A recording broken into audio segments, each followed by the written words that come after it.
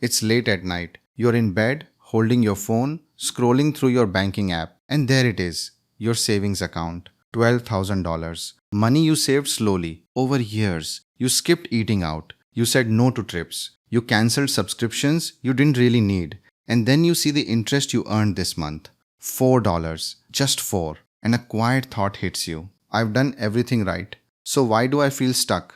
Here's something nobody explains to you growing up. There is a difference between being good with money and actually building wealth. They sound the same, but they're not. Being good with money keeps you safe. Building wealth is what lets your money grow while you sleep. And most people spend their whole lives getting really good at the first one without ever learning the second.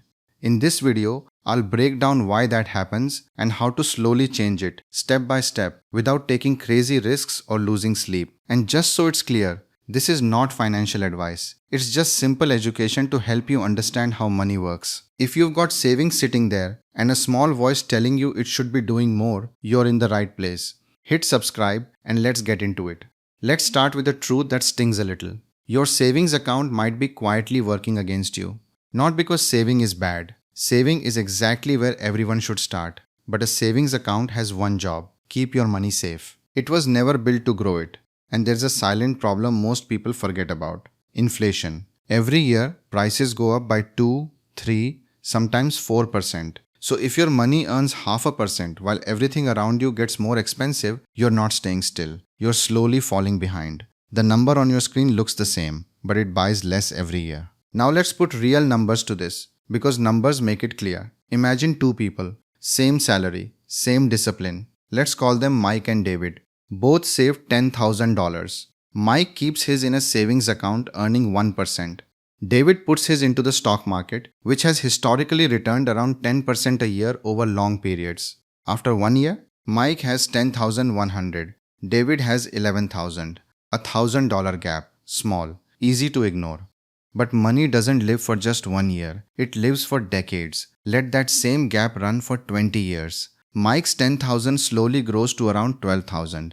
David's $10,000 climbs to about $67,000. Same starting point, almost the same person. One decision and a huge difference in the end. So here's the question that should be running through your head right now. If the math is this obvious, why doesn't everyone do it?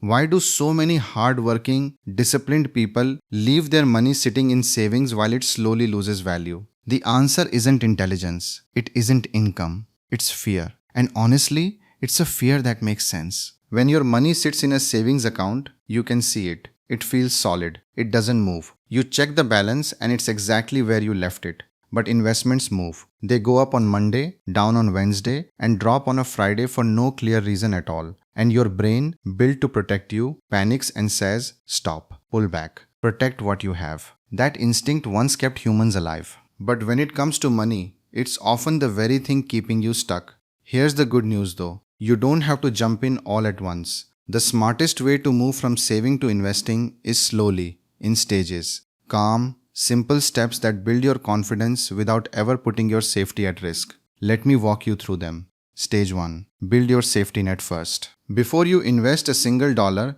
you should have 3 to 6 months of living expenses saved in cash. This part really matters. This money is not for investing. It's not for chasing opportunities. It's there for one reason: life. The sudden car repair, the unexpected job loss, the medical bill that shows up out of nowhere. Because here's something a lot of people learn the hard way. People don't usually lose money because the market is dangerous. They lose it because they're forced to sell at the worst possible time when an emergency hits. Your safety net isn't protecting you from the market. It's protecting your investments from your own life. Stage 2. Separate your money into 2 parts in your mind. Picture 2 buckets. Bucket 1 is your safety money. It never moves. It never gets touched. Bucket 2 is your growth money, and this one is allowed to go up and down because that's its whole job. This simple mental line does something powerful. When the market dips and your growth bucket shrinks for a while, you don't panic because you know your safety bucket is still there. Your survival was never at risk. Only your growth was. And growth is supposed to be bumpy. Stage 3. Start really small. This is where most people freeze, thinking they need thousands of dollars to begin. You don't. Many apps today let you start with $50, even $20. And here's the part that surprises people. Your first goal is not to make money. It's to get comfortable, to watch your balance move up and down and feel calm about it. To prove to yourself that a red day is not a disaster. Because the person who wins at investing isn't the one with perfect timing. It's the one who built the habit early, before they ever build the wealth. Stage 4. Keep it boring. This is where a lot of beginners trip themselves up. They finally start investing, get excited, and jump straight into the risky stuff. Day trading, options. Whatever coin is blowing up on their feed that week, and most of them get burned. Because here's the uncomfortable truth. The simplest investments usually beat the complicated ones. Take index funds. Instead of betting everything on one company and hoping it survives, an index fund spreads your money across hundreds of companies at once. If a few go down, the others carry you. It's spread out, it's low cost, and it quietly does its job in the background. And this isn't some random idea either. One of the most respected investors in the world, Warren Buffett, has said for years that most people are better off in a simple, low-cost index fund than trying to outsmart the market. Think about that. The man who beat the market for a living tells regular people not to try. And now the strategy that sounds too boring to actually work. Consistency. Let me show you what boring really looks like. Imagine putting $300 a month into the market. Nothing dramatic, just steady, month after month. If it averages around 8% a year, after 25 years you'd have somewhere around $285,000. But here's the part that surprises people. You only put in $90,000 of your own money. The rest, almost $200,000, was built by the market itself through something called compounding.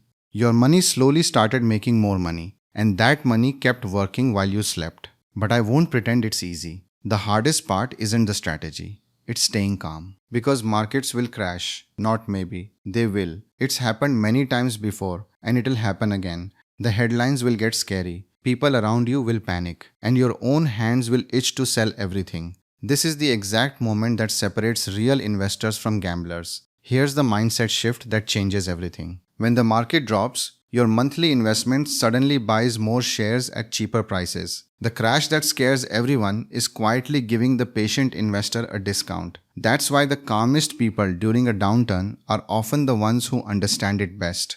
They're not thinking about this week. They're thinking about the next 20 years.